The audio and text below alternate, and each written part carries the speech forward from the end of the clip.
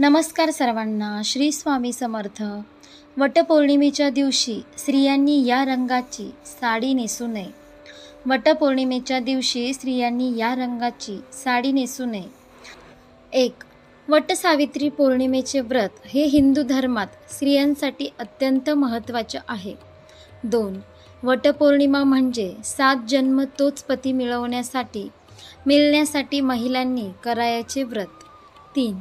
हे व्रत केल्यावर आपल्या पतीला जास्त आयुष्य मिळते आणि पुढच्या 7 जन्मासाठी आपल्याला तोच पती मिळतो अशी धारणा आहे. 4. यंदा 21 जून रोजी वटपौर्णिमा आहे.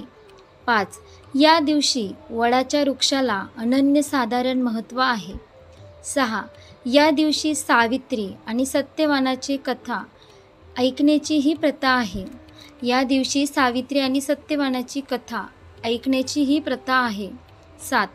वटपौर्णिमेच्या दिवशी स्त्रियांनी हिरव्या, लाल, गुलाबी आणि पिवळ्या रंगाची साडी नेसणे शुभ असते. वटपौर्णिमेच्या दिवशी स्त्रियांनी हिरव्या, लाल, गुलाबी आणि पिवळ्या रंगाची साडी नेसणे शुभ असते. 8. या दिवशी स्त्रियांनी पांढऱ्या, काळ्या आणि निळ्या रंगाची साडी नेसू नये. या दिवशी स्त्रियांनी पांढऱ्या, काळ्या आणि निळ्या रंगाची साडी अजिबात नेसू नये.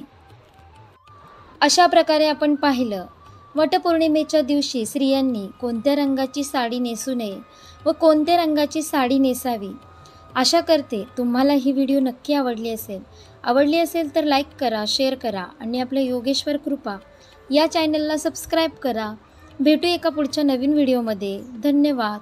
श्री स्वामी समर्थ. जय जय स्वामी समर्थ.